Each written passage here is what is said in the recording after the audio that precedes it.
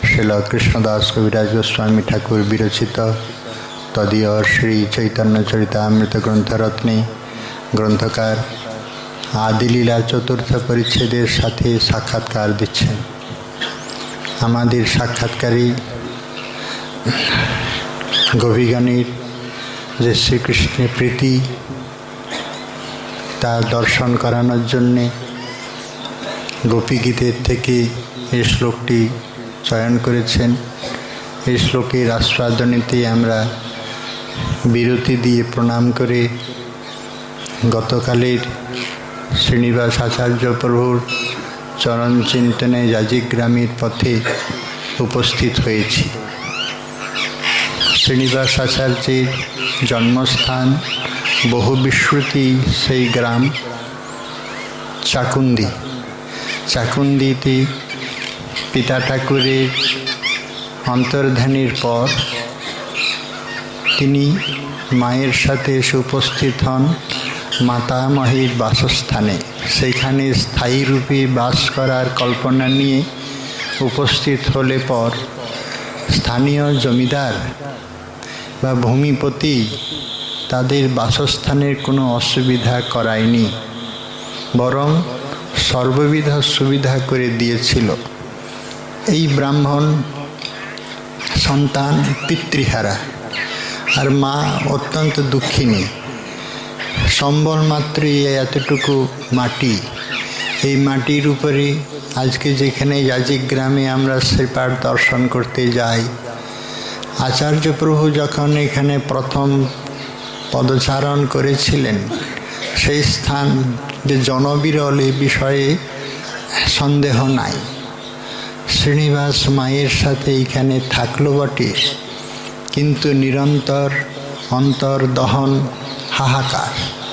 কোথায় যেন আমার অপূর্ণতার পূর্ণ প্রাপ্তির হাতছানি, নিরন্তর আমাকে আকর্ষণ করে কোনো অজানা আকর্ষণ। সেই জন্য শ্রীনিবাস মায়ের কাছে থেকেও এক ক্ষণের জন্য স্বস্তি পায়নি। নিরন্তর দাবদাহির মতো দগ্ধ প্রাণ হয়ে মাকে বারবার নিবেদন করে, মা আমি কেন শান্তি পাচ্ছি না। মা নিরুত্তর, কেননা এর উত্তর তার কাছে জানা নাই।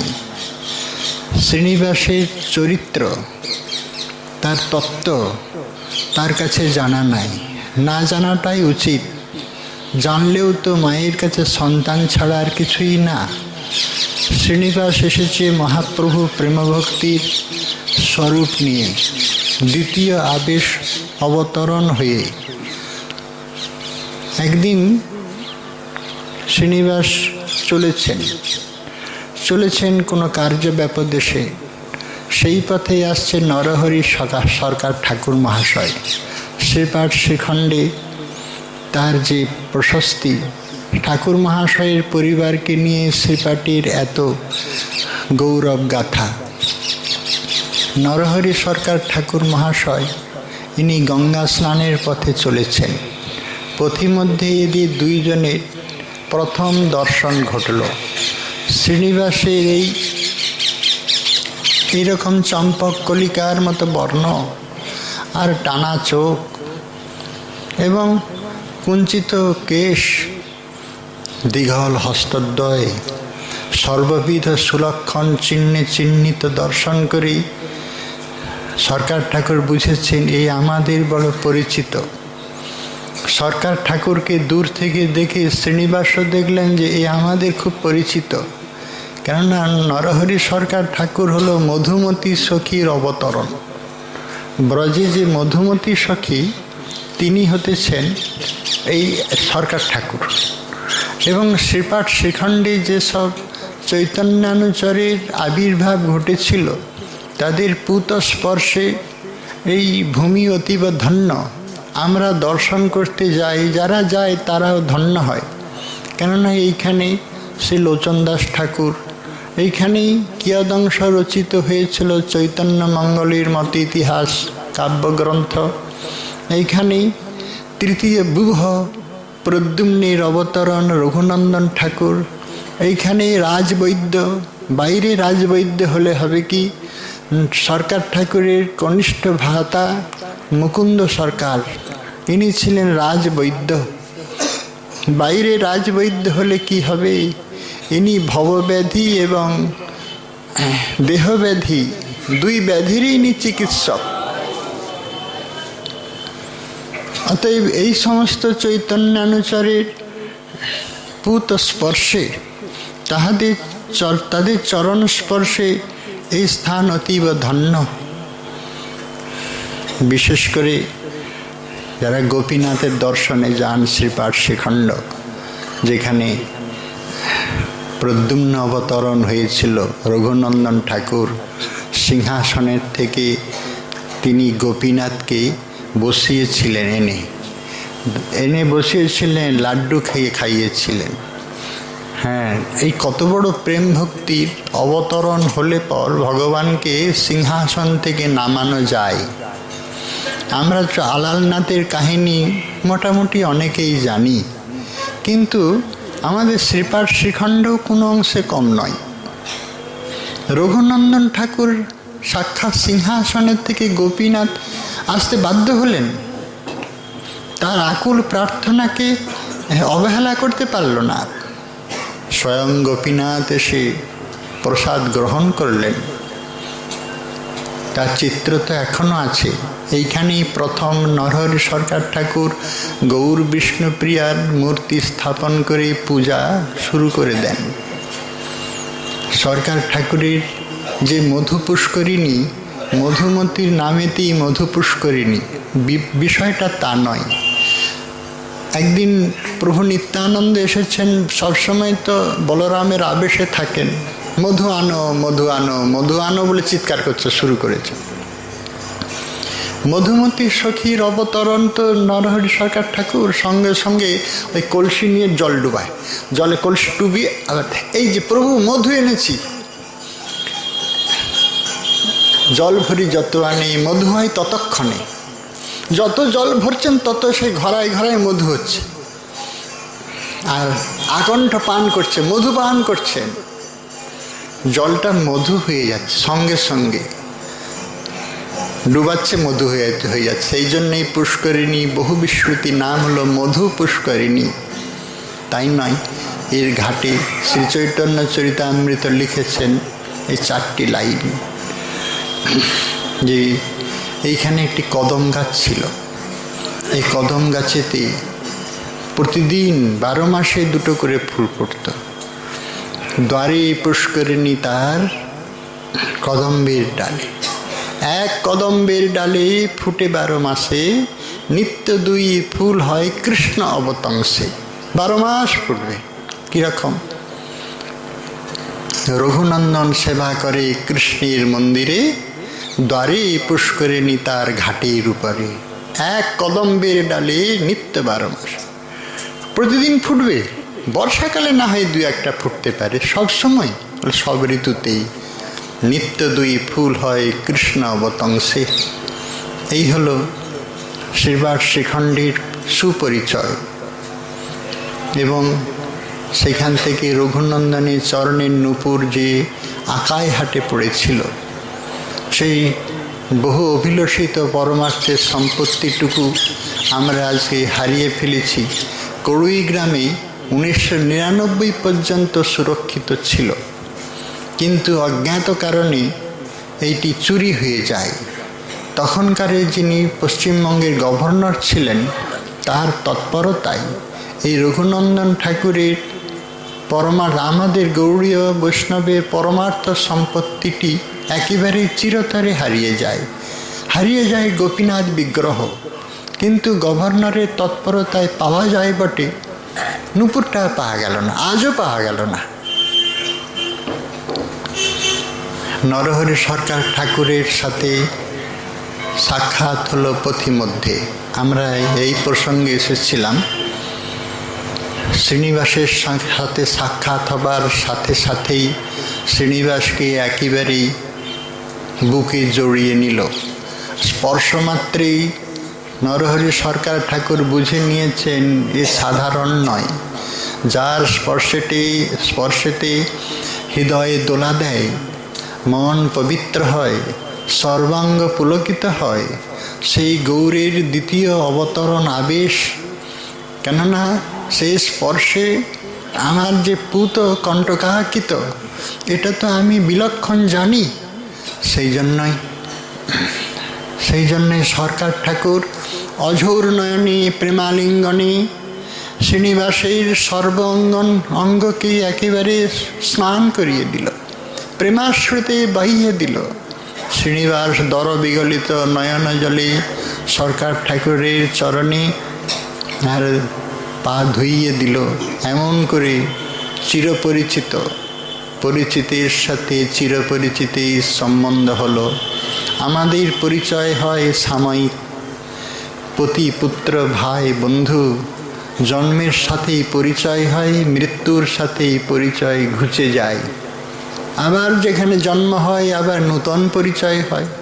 আবার কোন বাবা মা কোন ভাই বন্ধু পাবো তার কি আর ঠিক ঠিকানা আছে? কিন্তু লীলার পরিকরের পরিচয় আমাদের মতো নয়, তাদের পরিচয় নিত্য, সদা সত্য, শাশ্বত। আমাদের মতো জড় নয়, মর নয়, নর নয়। সেই জন্য তারা চিরপরিচিত। শ্রীনিবাস ফিরল বটে, কিন্তু আগের শ্রীনিবাস নয়। তার বুকের মধ্যে যে ধিক ধিক করে জ্বালা অনুভব হতো, কি যেন অজানা আকর্ষণ তাকে পেয়ে বসেছিল, এখন তার সন্ধান মিলল, দাও দাও করে আগুনের মতো জ্বলতে থাকলো। মহাপ্রভুর দর্শন কামনায় এত উৎকট লালসায় উপস্থিত হলো, শ্রীনিবাস ঘরে স্থির থাকতে পারল না। অস্থির চিত্ত হয়ে মায়ের কাছে বারে বারে নিবেদন করে, মা ছেড়ে দাও। একমাত্র সন্তানের উপরে ভর করেই তো মা লক্ষ্মীপ্রিয়া দেবী কোনো রকমে অতি কষ্টে দিনগুলো কাটিয়ে দেয়। শুধু শ্রীনিবাসের মুখ চেয়ে, আর তো কিছু নাই। কিন্তু ছেলে কি বিরাগী হবে? আমার সাধের সংসার করানোর বড় আশা ছিল তো, একটি মাত্র সন্তান আমার। সে এরকম অস্থির চিত্তেই বারে বারে নিবেদন করে, আমি এইখানে থাকতে পারছি না, নীলাচলে প্রভুর দর্শনে যাব। একদিন দুদিন নয়, অনেকটা দিন কেটে গেল। আবার শ্রীখণ্ডে সরকার ঠাকুরের চরণে এসে নিবেদন করলেন শ্রীনিবাস। সরকার ঠাকুর বলছেন, শ্রীনিবাস বিলম্ব করো না, কেননা মহাপ্রভুর এই শেষ সন্ন্যাস লীলার যে শেষ অংশ বড় প্রহেলিকাময়। অদ্বৈত আচার্যের নিকটে তর্যাপ্রাবার সাথে সমস্ত আচরণ প্রহেলিকাময় হয়ে উঠেছে। আমার মনে হয় তোমার বিলম্ব করা উচিত নয়। তুমি শীঘ্রই নীলাচলে গিয়ে নীলাচলনাথকে দর্শন করে কৃতার্থ হও। আশীর্বাদ করো প্রভু, যেমন প্রভুর দর্শন করে কৃতার্থ হতে পারি। আমরা এই একটি বিশেষ বিলক্ষণ চরিত্র অঙ্কন করছি, যার চরিত্রটা সবসময় বিরহ দিয়েই তৈরি। কোনরূপ আমাদের জগতের আনন্দের স্নেহস্পর্শ পাবার বুঝি সুযোগ নাই। কেননা আমাদের দেশে বিচ্ছেদ, ও দেশে আছে বিরহ। বিরহই মিলনের সুমধুর তান এনে উপস্থিত করে। শ্রীনিবাসের সমস্ত জীবনীটাই প্রায় বিরহে দিয়ে তৈরি। এত মর্মন্তদ যাতনায় নিষ্পেষিত হয় তার মনের সমস্ত অঙ্গ প্রত্যঙ্গ নয়, মনের সমস্ত মানস প্রবৃত্তিগুলো শুধু বিরহের থরে থরে একটা করে ক্রন্দনের অশ্রু দিয়ে সাজানো আছে, চলেছে। মা তখন বিদায় দিতে বাধ্য হলো। ছেলেটা তো বোধহয় আর বাঁচবে না, আর বাঁচবে না, এত অস্থির, আমাকে অস্থির করে তুলেছে। আচ্ছা বাবা, যদি নীলাচলে গিয়ে তুমি সুস্থ থাকো তাহলে নীলাচলেই যাও, প্রভুর দর্শন করো।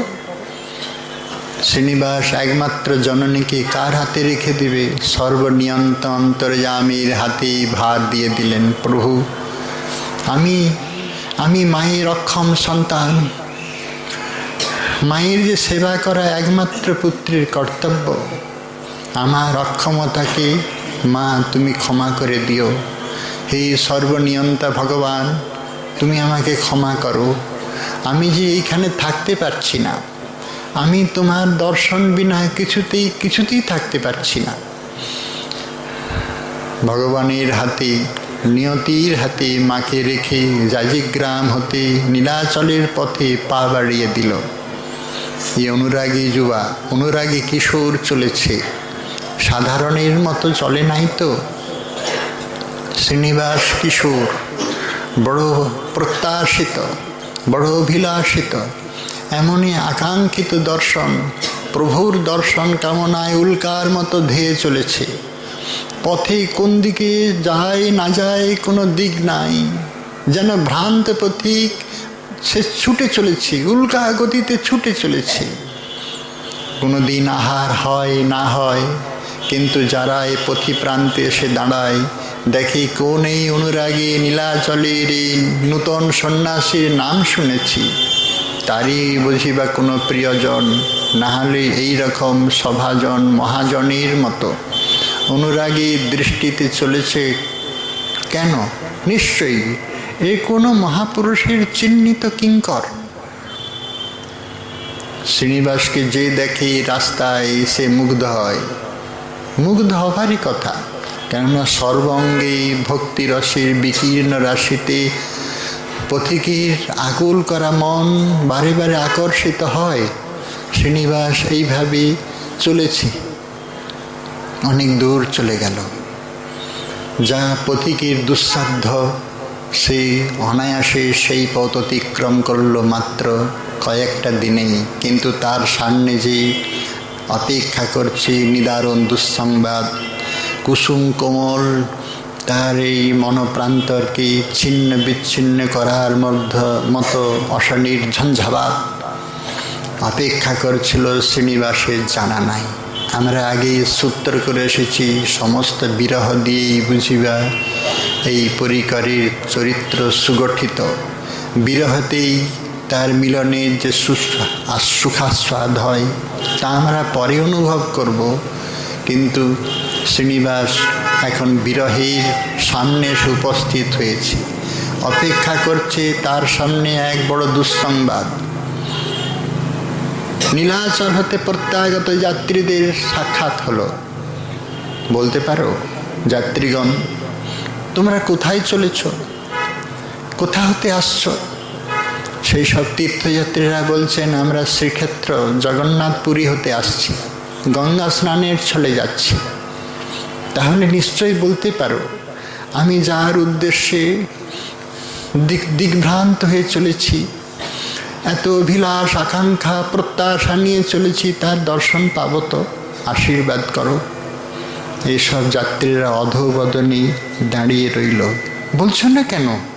শ্রীনিবাসের আরও আকুল ভরা, আরো ব্যাকুল ভরা নয়নে বারবার জিজ্ঞাসা করে, বলছো না কেন তোমরা? কি হয়েছে? নীলাচলের কিছু সংবাদ আছে নিশ্চয়ই, তোমরা যখন শ্রীক্ষেত্রে হতে আসছো তখন বলছো না কেন?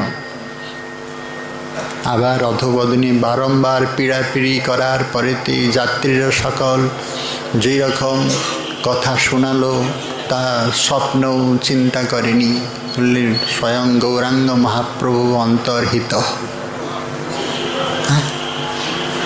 এ কি স্বপ্ন না জাগ্রত? না না, আমি তো কানিয়ে শুনেছি। স্বপ্ন না জাগ্রত?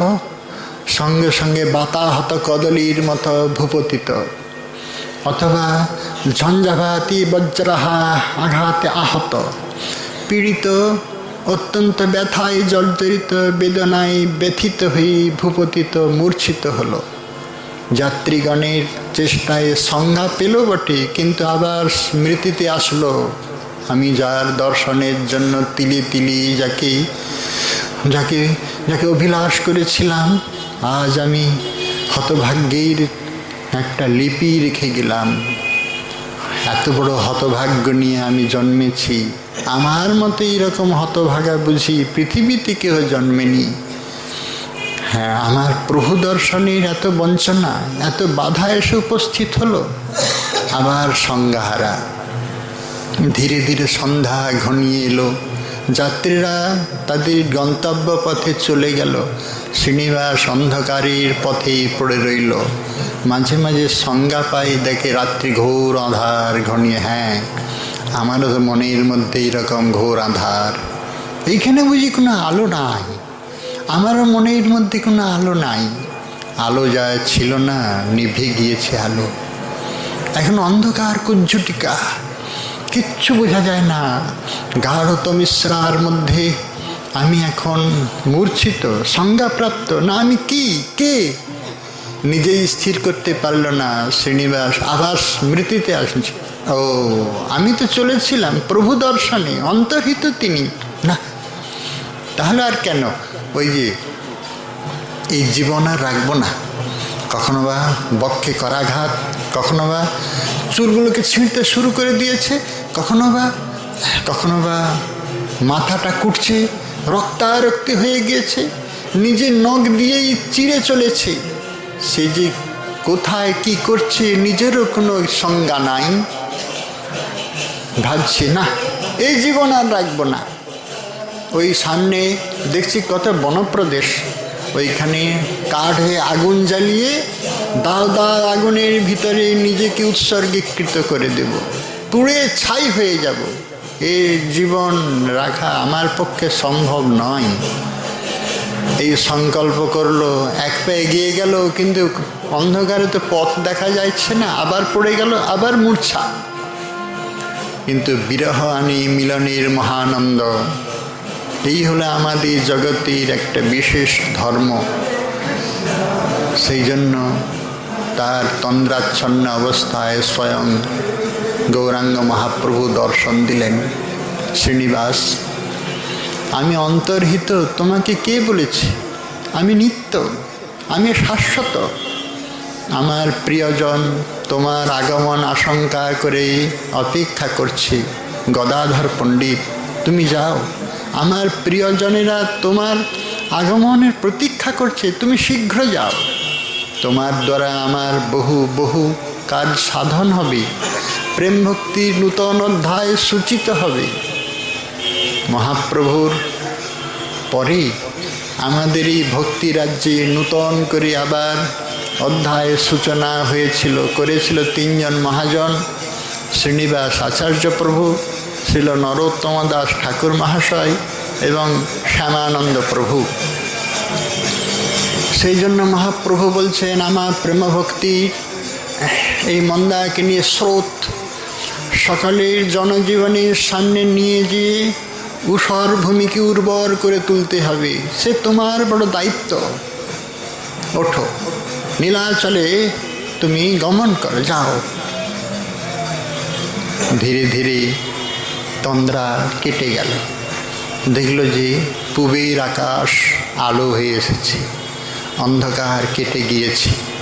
মনের আধারটাও বুঝি এখন অনেকটাই কেটে গিয়েছে। পূর্বাশার আলো করা এই আশা দেখে উদীয়মান সূর্যের রক্তিমাভ বালার্ক সূর্যের জবা কুসুম শঙ্কাশকে বারংবার প্রণাম জানিয়ে শ্রীনিবাস উঠে দাঁড়ালো। বুঝি ভাই সুপ্রভাত, আমাকে কোনো শুভ ইঙ্গিত করে। শ্রীনিবাস তাই এই সূর্যকে প্রণাম করে নীলাচলের পথে একটি একটি পদবিন্যাস করতে থাকলো। অল্প দিনের মধ্যেই নীলাচলের প্রথমেই নরেন্দ্র সরোবরের তটে উপস্থিত হলো। এইখানে শুনেছি আমার প্রভু জলকেলিতে বিলসিত হতেন। যখন সিংহদ্বারে আসলো না, তখন আর কহিবার কথা নয়। অভুক্ত, অনাহার, জর্জরিত, পথশ্রমে অত্যন্ত ক্লিষ্ট, পৃষ্ট, শীর্ণ, জীর্ণ, দীর্ণ, গীর্ণ, ছিন্ন বসন, ভিক্ষুক জীবন।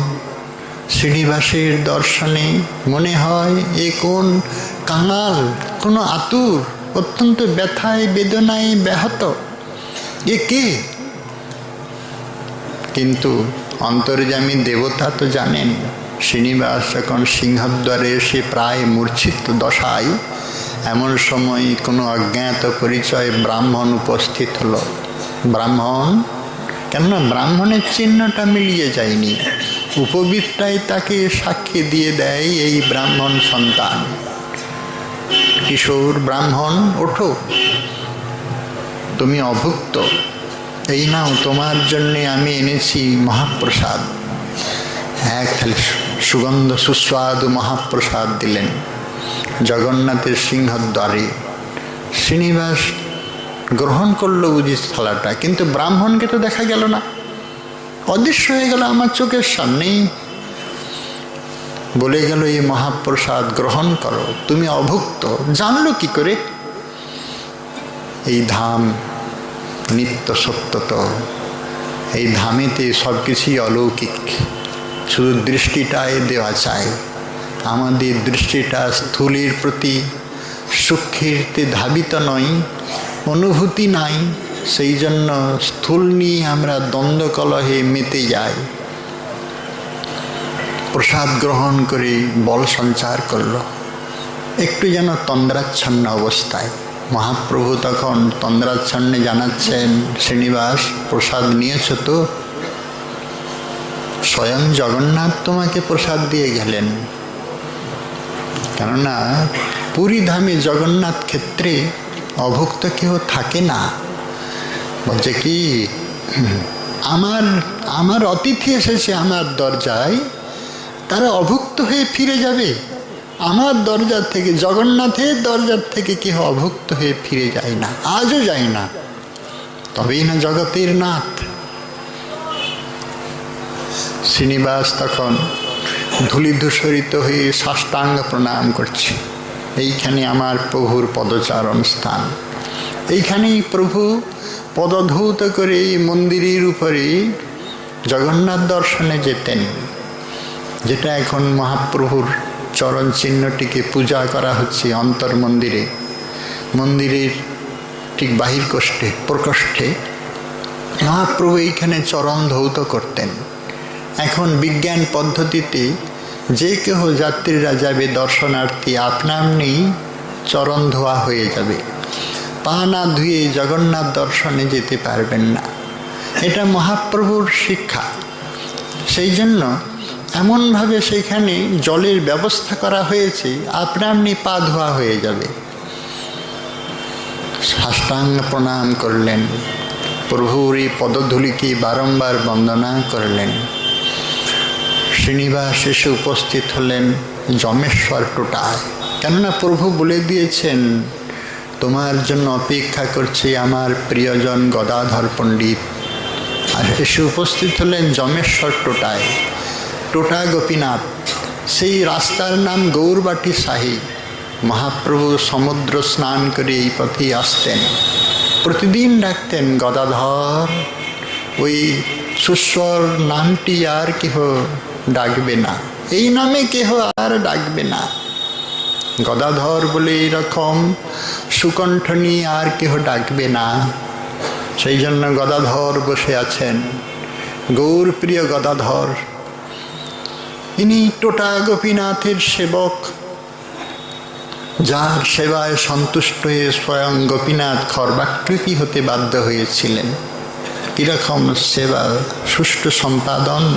গদাধর পণ্ডিত এখন মহাপ্রভুর ডাক শোনার জন্য বড় উৎকর্ণ, কিন্তু কে ডাকবে এমন করে? যে ডাকবে সে তো অন্তর্হিত হয়েছে। সেই জন্য একেবারে মূর্ছা, কখনো কখনো তো হাসেন, তো হেসেই চলেছেন। কোন লীলায় নিবিষ্ট হয়ে গদাধর পণ্ডিত হেসেই চলেছেন। কখনো অঝোর নয়নে কেঁদে চলেছেন, কেঁদে ভাসিয়ে চলেছেন। সঙ্গীয় সেবকরা মুখ খুলতে সাহস পায় না, কেননা এইরকম ভাবাবিষ্ট মহাজন আমরা কি জানি কোন লীলার মধ্যে ইনি প্রবেশ করে কখনো হাসে, কখনো কাঁদে, কখনো উন্মত্ত হয়ে কি প্রলাপ বকে, আর কখনো বা নিথর পাষাণের মতো স্থির হয়ে বসে থাকে। বাইরের সাথে কোনো রূপ যোগসূত্র নাই। এমন সময় শ্রীনিবাস এসে উপস্থিত হলো। সঙ্গীয় সেবক বলছেন, প্রভুর এই দশা, তুমি শ্রীনিবাস, প্রভুর ইঙ্গিত নিশ্চয়ই হয়েছে, তবে এই সময়ে তো কোনো আলাপন সম্ভব নয়। তিনি এখন অন্তর্দশায় প্রবেশ করেছেন, বাইরে যখন তিনি আসবেন বহির্দশায়, তখন আমরা অবশ্যই মিলিয়ে দিব। তবে চলো, তোমাকে আমরা জগন্নাথ দর্শন করাই। জগন্নাথ আদি অন্য সমস্ত লীলাক্ষেত্র দর্শন করি পরের দিন সকালবেলায় শ্রীনিবাসকে নিয়ে আসলেন। গদাধর পণ্ডিত গোস্বামী চরণপীঠের সামনে শ্রীনিবাস সাষ্টাঙ্গ প্রণাম করে বলছেন, হে অভাজন শ্রীনিবাসের প্রণাম স্বীকার করুন প্রভু। শ্রীনিবাস প্রণাম করছে। রাত্রিতে মহাপ্রভু বলে দিয়েছেন, আমার শ্রীনিবাস আসছে গদাধর, তাকে সুমধুর আপ্যায়ন করে হৃদয়ের সমস্ত জ্বালা জুড়িয়ে দিও। আমার অতীব প্রিয়, আমার প্রেম ভক্তির অবতরণ শ্রীনিবাস আসছে তোমার কাছে।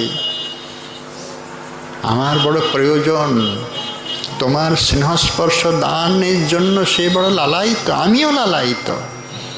শ্রীনিবাসের নাম শুনে পণ্ডিত গোস্বামীর বাহির দেশে দৃষ্টি দিলেন। হ্যাঁ, শ্রীনিবাস তুমি এসেছ। প্রভুর নির্দেশ, সঙ্গে সঙ্গে বাহু প্রসারণ করে শ্রীনিবাসকে বুকে জড়িয়ে নিল। সে তো স্পর্শ নয়, কোনো মানবাত্মার এরকম স্পর্শ হয় না। সে কোন লোকোত্তরীয় জগতের অমৃতের স্পর্শ। অমৃতের স্পর্শ পেলে যেমন সব কিছুই অমৃত হয়ে যায়, সঞ্জীবনী সুধার স্পর্শে যেমন নূতন জীবন ফিরে পায়, এরকম প্রেম স্পর্শ পেয়ে শ্রীনিবাস আচার্য কৃতকৃতার্থ। দুইজনেরই অশ্রু বিগলিত, দুইজনেরই গাত্রে কণ্টকিত। রোমরাজি অতীব পুলকিত, আর কণ্ঠ ঘর ঘর হয়ে তখন কি বলবেন তাও জানে নাই। শ্রীনিবাস পুনশ্চ প্রণাম জানালেন। এরপর তাকে সাদর সম্ভাষণে বসালেন। শ্রীনিবাস বৎস, এসেছ, কিন্তু দেরি হয়ে গিয়েছে, তোমার দেরি হয়ে গিয়েছে, অনেকটা দেরি করে ফেলেছ।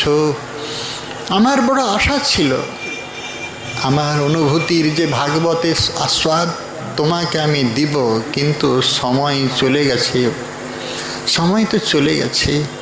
এই দেখো, আমাকে যখন গদাধর বলে আহ্বান করতো না, এই ভাগবত কথা শোনার জন্য সপরিকরে এসে বসত, আমি তখন ভাগবতখানা সামনে এসে ধরতাম।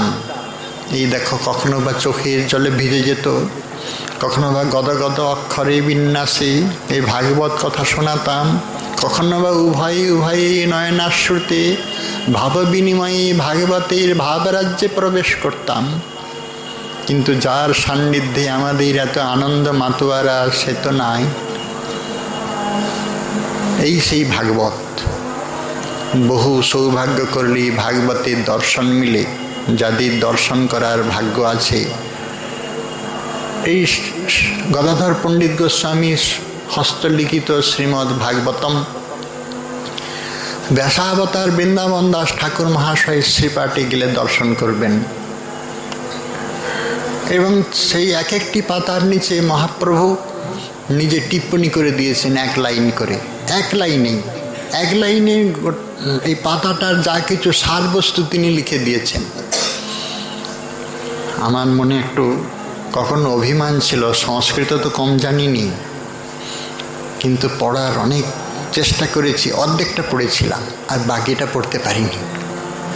পড়েও তার অর্থ করতে পারিনি। এত এরকম ভাষার বিন্যাস মহাপ্রভু নিজে লিখে গিয়েছেন। তিনি কত বড় সংস্কৃতজ্ঞ যে তার অর্ধেকটা বোঝা যায়, অর্ধেকটা বোঝা যায় না। পণ্ডিত গোস্বামীর হস্তলিখিত শ্রী গীতা শাস্ত্র আছে, সেটা যদি দেখার সৌভাগ্য করতে পারেন তাহলে শ্রীপাঠ ভরতপুরে যেয়ে দেখবেন। এটা সালার থেকে ভরতপুর গোসাইপাড়ায় তার সুলিখিত শ্রী গীতা শাস্ত্র, সেইখানে আরও দর্শন করবেন মেয় কৃষ্ণ। পণ্ডিত গোস্বামীর কণ্ঠেতে বাঁধা থাকত, যেমন সত্যভানু উপাধ্যায়ের কণ্ঠে কণ্ঠী গোপালের চরিত্র আমরা জানি,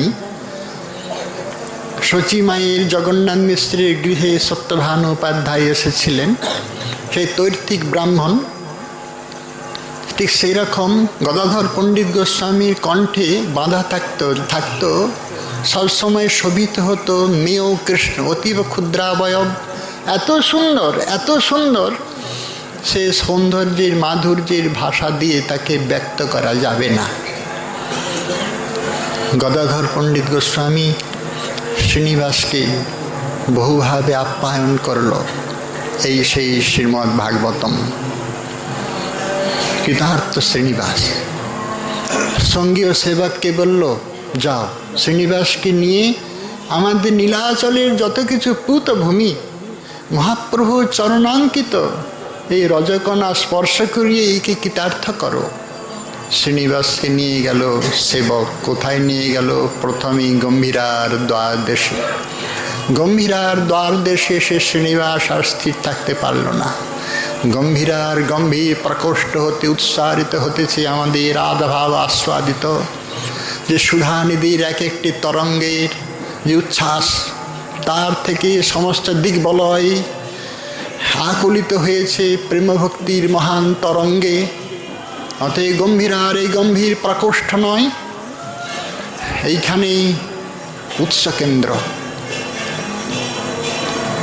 শ্রীনিবাস স্থির থাকতে পারল না, সাষ্টাঙ্গ প্রণাম করে কাঁদতে শুরু করেছে। প্রভু, এই তোমার এই অভাগা শ্রীনিবাস প্রণাম করছে, কেননা এইখানের প্রতিটি ধুলিতেই এমন কিছু রহস্য রাখা আছে। এই ধুলি যারা মস্তকে স্পর্শ করে তারা ধন্যাতি ধন্য হয়, আজও হয়। এই কথা কোনো বিস্ময়কর কথা না, এটা আজও হয়। এইখানের কিছু ধুলিতে এমন কিছু রস রাখা আছে।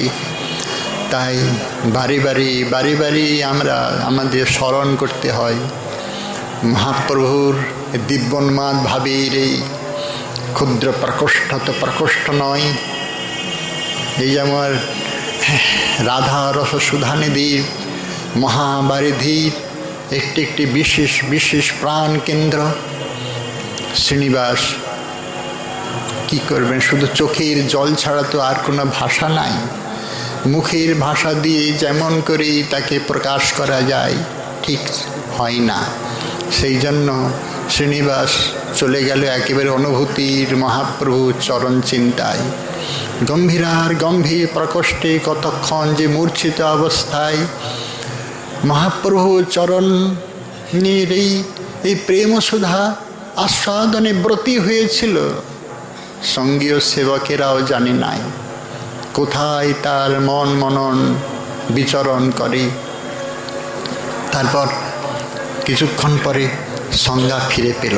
শ্রীনিবাসকে কোনো রকমে সেখান থেকে বের করে আনতে হবে, কেননা এইখানে বেশিক্ষণ রাখলে শ্রীনিবাস স্থির থাকতে পারবে না। ওইখানের যে বলয় সৃষ্টি হয়ে আছে আজও, যদি সত্যই সেই প্রেমোন্মাদী কেহ হয়, কেহ যদি সূক্ষ্ম তত্ত্বে বিচরণ করে না, ওইখানে যাবার সাথে সাথেই মন প্রাণ আকুলিত হতে বাধ্য। সেবক দেখল যে শ্রীনিবাসকে এইখানে বেশিক্ষণ রাখা যাবে না, সঙ্গে সঙ্গে সিদ্ধবকুলে নিয়ে আসলেন। এই নামাচার্য সিদ্ধবকুল, এইখানে প্রণাম করো শ্রীনিবাস, বলার অপেক্ষা রাখে না, সাষ্টাঙ্গ প্রণাম করলেন। এইখানে নামাচার্য শ্রীনিবাস সিদ্ধবকুল আসলেন। হরিদাস ঠাকুরের সমাধি, স্বর্গদ্বার, আসলেন সাতাসন, সেইখানে সমস্ত গৌরপ্রিয় পরিকরগণের চরিত্র স্থান, বিভূত স্থান, পবিত্র স্থান, এইগুলিকে স্পর্শ করে শ্রীনিবাস কৃতার্থ হলেন। সিকি মাইতি, মাধবী মাইতি, এই সমস্ত গোপীনাথ আচার্য, এদের সমস্ত চরণ বন্দনা করে নিজেকে কৃতার্থ মানলেন। আবার যমেশ্বর টোটায় এসে উপস্থিত হলেন। গদাধর পণ্ডিত বলছেন, শ্রীনিবাস তুমি একটা কথা, শীঘ্রই চলে যাও, এখানে বেশি দিন থেকো না, একটা কথা তুমি আমার বন্ধুকে বলে দিও। গদাধর দাস হলো আমার বন্ধু, মিত্রকে বলবে তোমার মিতা নিজের বাড়ি যাবেন, এই কথাটা বলে দিও। এ কি রহস্য, এ কি প্রহেলিকাময় শব্দ নিচয়। শ্রীনিবাস এরকম বিদ্বান, কিন্তু এই শব্দগুলোর মধ্যে প্রবেশ করতে পারল না। শুনল, বলে দিয়েছেন যে তোমার মিতা অন্য বাড়ি যাবেন। আচ্ছা প্রভু, করব। শ্রীনিবাস, আর দেরি করো না, শীঘ্রই তুমি প্রস্থান করো। শ্রীনিবাস আর বিলম্ব করল না। অল্প দিবসের মধ্যেই সকলের আশীর্বাদ ভাজন হয়ে সকলের চরণ বন্দনা করে স্মরণ করতে করতে গৌড়বঙ্গ দেশে প্রস্থান করল। এসে উপস্থিত হলো শ্রীপাঠ শ্রীখণ্ডী নরহরি সরকার ঠাকুরের পদতটে। প্রণাম জানালো। সংবাদটা যে আগেই এসে বিরহে সকলকেই দগ্ধ করে দিয়েছে, এসে দেখেই বুঝে নিল মহাপ্রভুর অন্তর্ধান বার্তাটা আগেই এসে পৌঁছে গিয়েছে। কেমন করে বাতাসে ভর করে এসে উপস্থিত হয়েছি, মর্মবেদনায় মর্মন্তদ যাতনায় ভক্তগণের প্রাণ যায় যায়। তবে রেখে দিয়েছে কেন এখনো? বলে কিছু কিছু লীলা এখনো অবশেষ আছে। শ্রীনিবাসের যে ভবিষ্যৎ লীলা, এর থেকেই শুরু হবে, বিরহ দিয়েই শুরু হবে মিলনের আনন্দের সুখ সাম্রাজ্য। নরহরি সরকার ঠাকুর পরমাদরে স্নেহভরে শ্রীনিবাসকে বুকে টেনে নিয়ে বলল, বৎস শ্রীনিবাস, আর দেরি করো না, এইবারে তোমার কাজ। প্রভু সব তোমার উপরে দায়িত্ব রেখে গেল, এর অবশেষ কাজ সব তোমাকে করতে হবে। শ্রীনিবাস, তুমি এই অবসরে একটু নবদ্বীপ মণ্ডল, একটু গৌড়মণ্ডল অল্প করে ভ্রমণ করে এসো। আমাদের পূর্বাচার্যগণের এটি হলো পদ্ধতি। অন্তত গৌড়ীয় বৈষ্ণবের খাতায় যারা নাম লিখিয়েছেন, তারা অন্তত মহাপ্রভু চরণাঙ্কিত ভূমিগুলিকে একটিবার দর্শন করে কৃতার্থ করবেন। আমাদের পূর্বাচার্যগণের এটি হলো রীতি। এমনকি মাধবেন্দ্র পুরীপাদ, ঈশ্বর পুরীপাদ, স্বয়ং মহাপ্রভু, তারা তো ভারত ভ্রমণ করেছেন। তারা তো ভারত না, ভারতের প্রতিটি তীর্থে তীর্থে ভ্রমণ করেছেন। নিত্যানন্দ প্রভু 20টা বছর ভ্রমণ করেছেন। অদ্বৈতাচার্য প্রভু, পূর্বাচার্যরা সকলেই ভ্রমণ করেছেন। শ্রীনিবাস আচার্য প্রথমেই এসে উপস্থিত হলেন নবদ্বীপ প্রাঙ্গণে, শচীরঙ্গনে। কেননা এইখানে সর্বদাই সংকীর্তনী মুখরিত হয়। প্রতি পথে পথে প্রান্তে প্রান্তে সংকীর্তনে আনন্দে সব মাতোয়ারা হতো। সংকীর্তন পিতা, তিনি সকলকে আধার করে চলে গিয়েছেন। সংকীর্তনের আনন্দ কোলাহল অস্তমিত। সেই ভূমিকেই বারংবার প্রণাম জানালো শ্রীনিবাস। এই নবদ্বীপ ধাম, এইখানেই আমার প্রভুর আবির্ভাবস্থলী। এই সুরধ্বনির তট, এই তরঙ্গে ভঙ্গে কত রঙ্গে কোলাহলে প্রভুর গুণগান করে বয়ে চলেছে সমুদ্রের প্রতি এই সুরসুরি আজ সার্থক। কেননা মহাপ্রভুর পদচারণায়, তার স্পর্শে সে কৃতকৃতার্থা জননী জাহ্নবীকে প্রণাম করল। এইখানের স্পর্শে, এইখানে স্নিগ্ধ শিকর স্পর্শে শ্রীনিবাস কৃতার্থ, কিন্তু না, হাহাকার অন্ধকার সে তাকে গ্রাস করল। প্রতিটি পথে পথে সংকীর্তনে সেই সুখ সাম্রাজ্যে সুন্দর সুরভ কোথায়? এমন সময় দেখা গেল মহাপ্রভুর লীলা বিনোদন করতে করতে সপরিকরে হরিনাম কীর্তন করতে করতে আসছেন। এ কি স্বপ্ন না জাগ্রত? আমি তো দেখছি নদিয়া বিনোদ লীলা বিহারী হরি সংকীর্তনে মাতামাতি করতে করতে সমস্ত ভুবনকে আমোদিত করতে করতে আসছে। অকস্মাৎ যা দেখলাম, নিমেষের মধ্যে অন্তর্ধান হয়ে গেল। মূর্ছিত আমি কি দেখলাম? মিথ্যা দেখিনি তো। অদ্যাপিও সেই লীলা করে গৌর রায়, কোনো কোনো ভাগ্যবান দেখিবারে পায়। শ্রীনিবাস মূর্ছিত, আবার সংজ্ঞা প্রাপ্তিতে ভাবছেন, এই নবদ্বীপ, আমি শচী মায়ের অঙ্গনে এসেছি। বিষ্ণুপ্রিয়া ঠাকুরানীর চরণ বন্দনায় করা অত সহজ না। মহাপ্রভু আগে রাত্রিতে বলে দিয়েছেন, দেবী আমার শ্রীনিবাস বড় বড় কষ্ট করে আসছে, বড় বড় দুঃখ পেয়ে আসছে, তার প্রতি স্নেহ সম্ভাষণে তাকে তার শান্তি করো, শান্তি দিও, তার দুঃখ দূর করে দিও। দেবী বিষ্ণুপ্রিয়া তার দর্শন সাধারণ জনমানবীর বহু অন্তরালে, কোনো দরজা নাই, নিশানি মই দিয়ে তবে পার হওয়া যায়। ছিল পুরাতন ভৃত্য ঈশান ঠাকুর, ইনি মহাপ্রভু লীলা দ্রষ্টা। জন্ম নক্ষত্র থেকে আরম্ভ করে বিশ্বরূপের সন্ন্যাস, জগন্নাথ মিশ্রের তিরোধান, শচী মায়ের লীলা নিকেতন, তারও তিরোধান দেখেছেন। কিন্তু এই বৃদ্ধ, এই প্রাচীনতম সাক্ষী মহাপ্রভু লীলা দ্রষ্টা এই ভিটেটুকু ছেড়ে যেতে পারেনি। কেন পারেনি? সবাই যখন চলে গেল তোমার চোখের সামনের থেকে, তুমি যেতে পারলে না। বলে বিষ্ণুপ্রিয়াকে, এই প্রিয়ার মলিন বদন দেখে আমি এই মাটি ছাড়তে পারবো না, কিছুতেই ছেড়ে যেতে পারবো না। দেবী বিষ্ণুপ্রিয়া গম্ভীরার তপস্যা আমরা দেখিনি। গম্ভীরার তপস্যা যদি একটু শুনেন তাহলে ধুয়ে মুছে যাবে। যাদের বেশি মালিন্য ধোবার ইচ্ছা আছে, হরিদাস গোস্বামী, ইনি হতেছেন দ্বিজ বলরাম দাসের বংশধর। তার সুরচিত গ্রন্থের নাম বিষ্ণুপ্রিয়া চরিত। ইনি হতেছেন সত্যভানু উপাধ্যায়ের উত্তরসূরি। দ্বিজ বলরাম দাস দোগাছি তারই বংশধর।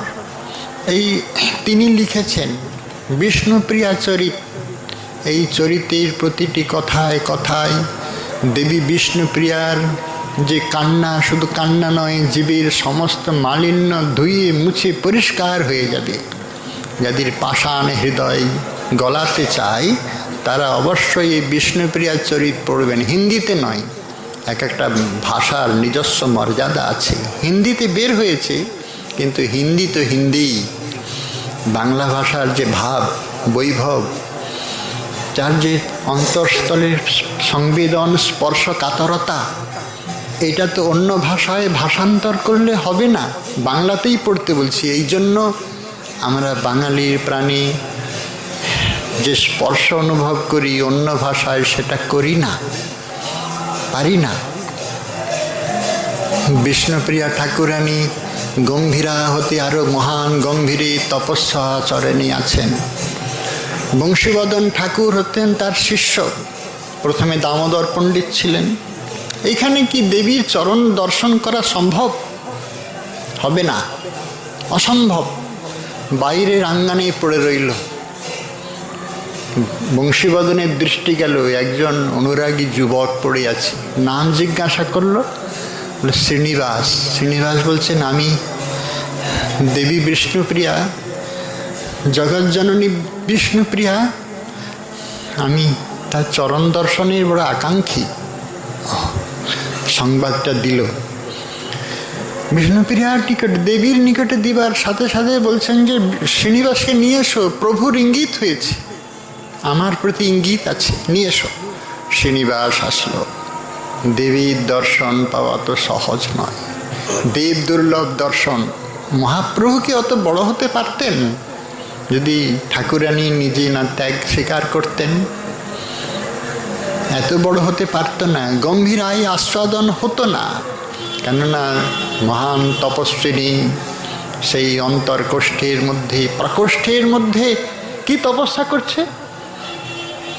একটা করে চাল, হরে কৃষ্ণ হরে কৃষ্ণ, একটা চাল। একবার মহামন্ত্র উচ্চারণ করছে, একটা চাল। শূন্য পাত্রে দিচ্ছে, পূর্ণ পাত্র আছে। এইরকম করে দিবাদ্বীপ প্রহর পর্যন্ত, দুপুর পর্যন্ত হরিনাম করছেন, একবার করে একটা চাল দিচ্ছে। কতগুলো চাল হবে তাতে? এই আতপ তণ্ডুলগুলোকে নিজে হাতে পাক করতেন, গৃহদেবতাকে অর্পণ করতেন, মহাপ্রভুকে নিবেদন করতেন। আবার সঙ্গে যে কয়েকজন আছে পরিচারক পরিচারিকা, তাদের দিতেন, হয়তোবা কুটিয়ে কুটিয়ে একটু পেতেন। এই হলো বিষ্ণুপ্রিয়া দেবীর কঠোর তপস্যা চর্চা, কঠোর তপস্যা। যেদিন থেকে মহাপ্রভু চলে গিয়েছেন সেই দিন থেকে গৌরাঙ্গ প্রিয়া বিষ্ণুপ্রিয়া তিনি ভূমিতলকেই শয্যা করেছেন। তার দেওয়া পাদুকাটি গ্রহণ করে মহাপ্রভুর প্রতিনিধি স্বীকারে আর নয়নজলে ভাসিয়ে চলেছে। তার এই তপশ্চর্যা যারা বারে বারে স্মরণ করবে, চিত্তের মালিন্য একেবারে ধুয়ে মুছে যাবে। এই হলো ফলশ্রুতি। শ্রীনিবাস এসেছে দেবীর চরণ দর্শনের আকাঙ্ক্ষা নিয়ে। এসে দাঁড়ালেন। শ্রীনিবাস, তুমি আসবে আমি জানি, প্রভু আমাকে এরূপই নির্দেশ দিয়েছেন। সঙ্গে ঈশান ঠাকুরকে বলছেন, ঈশান তুমি লীলাদ্রষ্টা, আমাদের প্রভুর যে সমস্ত লীলার নিকেতনগুলি আছে এই শ্রীনিবাসকে নিয়ে দর্শন করাও, এইখানে কিছুদিন থাকো। এইভাবে ঈশান ঠাকুরের সাথে তারপর মহাপ্রভুর পূত লীলা নিকেতনগুলি দর্শনে বের হলেন। দর্শন করতে করতে এসে উপস্থিত হলেন দাস গদাধরের মন্দির প্রাঙ্গণে। গদাধর দাস তখনও আছেন। নবদ্বীপ ছেড়ে যেতে চাইনি, কেননা এইখানের মাটি যে আমাকে একেবারে বিভ্রান্ত করে তুলেছে। শ্রীবাস পণ্ডিত থাকতে পারেনি। মহাপ্রভু যার অঙ্গনে সর্বদাই সংকীর্তনানন্দে মাতোয়ারা হতেন, আর সেই শ্রীবাস থাকবে কেমন করে? শ্রীবাস সেই জন্য নবদ্বীপ ছেড়ে কুমারহট্টি আশ্রয় নিয়েছে। দুই একজন লীলা পরিকর আছেন, তার মধ্যে দাস গদাধর। তার কুটির প্রাঙ্গণে মন্দির অঙ্গনে যে এসে উপস্থিত হলো শ্রীনিবাস, মনে করল তাই তো, আমাকে তো ওই প্রহেলিকাটা ওই কথাটা জানাতে বলেছিল। প্রভু একটি নিবেদন, গদাধর পণ্ডিত গোস্বামী একটি কথা জানিয়েছেন, আমি গিয়েছিলাম নীলাচলে, তিনি বলে দিয়েছেন দাস গদাধরকে এই কথাটা জানাইও। নাম সামনে আমাদের বন্ধুত্ব দুইজনের। বলবে কি গিয়ে, তোমার মিতা অন্য বাড়ি যাবেন, এই কথা বলে দিয়েছে। তারপরে আমি আর কিছু জানি না। কবে এসেছে শ্রীনিবাস? বলছে বেশ কটা দিন হয়ে গেল। শ্রীনিবাস, তুমি এত বড় অন্যায় করেছ। তিনি নেই। এই প্রহেলিকার অর্থ হলো অন্য বাড়ি যাবেন। এই লোক ছেড়ে তিনি চলে গেছেন, তিনি নেই। আমাকে বন্ধু দর্শন হইতে বঞ্চনা করলে মুখ দেখব না, তোর মুখ দেখব না। শত শত প্রণাম জানিয়ে প্রার্থনা করল, প্রভু বালক শিশুমতি, বুঝতে পারিনি, ক্ষমা করে দেন। না, ক্ষমা নাই। সারা জীবনের একবার দর্শনে কৃতার্থ হতাম, তার থেকে বঞ্চিত হলাম। শ্রীনিবাস এসে বিষ্ণুপ্রিয়া ঠাকুরানীর চরণে প্রণাম জানিয়ে বলছেন, মাগো, বৈষ্ণব অপরাধ হয়ে গেছে, ঘোরতর অপরাধ হয়েছে। দাস গদাধর অপ্রসন্ন। তখন গদাধর দাসকে বলে পাঠালেন, শ্রীনিবাস শিশু, ক্ষমাযোগ্য, এরকম দণ্ডার্হ নয়, দণ্ডযোগ্য নয়, ক্ষমা করে দেন ওনাকে। ঠাকুরানীর কথা শুনে দাস গদাধর তাকে ক্ষমা করে দিলেন। শুধু ক্ষমা করে দিলেন না, একেবারে আত্মসাৎ করলেন, নয়ন জলে ভাসিয়ে দিলেন। উভয়কে প্রেমালিঙ্গনে আপন করে নিলেন। গদাধর দাসের চরিত্র বড় বিচিত্র। কেন? গদাধর দাস ইনি হচ্ছেন রাধারানীর বিভূতির প্রকাশ। বিভূতির প্রকাশ। যার ঘরে দান কেলি কইলা নিত্যানন্দ, গদাধর দাস বন্দ গোপী ভাবে পূর্ণানন্দ, যার ঘরে দান কেলি কইলা নিত্যানন্দ। হইলা রাধিকা ভাব গদাধর দাসে, দধিকে কিনিবে বলে অট্ট অট্ট হাসে। রাধারানীর বিভূতির প্রকাশ। এরপর নবদ্বীপ ধাম ত্যাগ করে গদাধর দাস আড়িয়াদহে এসে কিছুদিন বাস করেছিলেন গোসাইপাড়ায়। ওইখানে দাস গদাধরের যে স্মৃতি বিজড়িত পূত স্থান অদ্যাপি দর্শনার্থীরা গিয়ে দর্শন করতে পারে। এরপর তিনি যে জীবনের অবশেষ সেই কটা দিন কাটোয়ায় এসে উপস্থিত হন। দাস গদাধরেরই প্রতিষ্ঠিত বিগ্রহ, আমরা কাটোয়া শ্রী গৌরাঙ্গ মূর্তি দর্শন করে কৃতার্থ হই। ওইটাই দাস গদাধরের সেবিত বিগ্রহ। এইখানেই তিনি অন্তর্হিত হয়েছিলেন। তার সমাধিও দৃশ্য হয়। দাস গদাধরের চরিত্র তো বড় বিচিত্র বলেছি। ইনি পাষণ্ড দলন করেছিলেন। পাষণ্ডী কাজীকে গিয়ে বলছে কি জানেন, কাজী ভীষণ দুরন্ত এই মুসলমান শাসক, কাজী তুমি এসো, আমি দাস গদাধর এসেছি। বলে বারে, এত বড় সাহস, আমার রাজ্যে কোনো প্রজা এসে আমাকে আহ্বান করে এমন করে। অত্যন্ত রুষ্ট হয়ে এসে উপস্থিত হলো কাজী। দেখো, গদাধর দাস বলছে, দেখো কাজী, তুমি হরি বলো দেখি, তুমি একবার হরি বলো দেখি। কাজী বলছে, হ্যাঁ আমি হরি বলতে যাব কেন, আজকে বলবো না কালকে বলবো, হরি আজকে বলবো না, এই তো বললে আজকে, এই বলে আনন্দে নৃত্য করতে থাকলো। এরকম শুদ্ধ ভক্তির কৃপায় এই ক্রোধী দুরাত্মা কাজী হয়ে গেল পরম ভক্ত।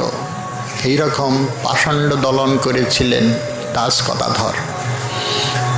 সেই সমস্ত গৌর পরিকরে চরণ বন্দনা করে, ঠাকুরানী বিষ্ণুপ্রিয়া চরণ বন্দনা করে তিনি শান্তিপুর ধামে উপস্থিত হলেন। অদ্বৈত আচার্য সাক্ষাৎ দর্শন করেছিলেন। আচার্য তাকে বললেন, শ্রীনিবাস তুমি গৃহে ফিরে যাও এবং মায়ের চরণ বন্দনা করে আদর্শ সংসারই হবে। তারপর তোমার দ্বারা মহাপ্রভুর অবশেষ সমস্ত কাজ পরিপূর্ণ হবে। শ্রীনিবাস খড়দহে জাহ্নবা বসুধা মায়ের চরণ বন্দনা করে, বীরচন্দ্র প্রভু চরণ বন্দনা করে তিনি এইবার আবার ফিরে আসলেন জাজিক গ্রামে। অনেক দিন পর আমার ছেলেটা ফিরে এসেছে। তাই লক্ষ্মীপ্রিয়া দেবী আনন্দে, আর শ্রীনিবাসকে কী যে বলবে, এতদিনের সন্তানহারা শোক, তার অদর্শনের শোকে সন্তপ্ত হৃদয়ে মা তখন পুত্রকে এমন করে তাকে আপ্যায়ন করল না। শ্রীনিবাসও সাষ্টাঙ্গ প্রণাম পুরস্বর মায়ের স্নেহ সৎকারে সন্তুষ্ট হয়ে কী যে করবেন। মাতা বন্যেরা বনে সুন্দর, শিশুরা মাতৃকোলে। শিশু যতই বড় হোক, কিন্তু মায়ের কোলে তো শিশুই মাত্র। মায়ের মনোরঞ্জনের জন্য খুব আনন্দে দিনগুলো কাটাবে। মা যা যা বলে তাই করে। মায়ের একেবারে অত্যন্ত গুণমুগ্ধ পুত্র, মায়ের একেবারে শান্ত পুত্র, অনুগত পুত্র, যা বলে তাই। মা বলল, ছেলেটাকে এইবারে সংসারী করার একটা উপায় পাওয়া গেল। কিন্তু শ্রীনিবাসের চিত্ত ওই রকম নয়। এখন বৃন্দাবন হতে ডাক পড়েছে, বৃন্দাবনে তাকে যেতে হবে। এবার তাকে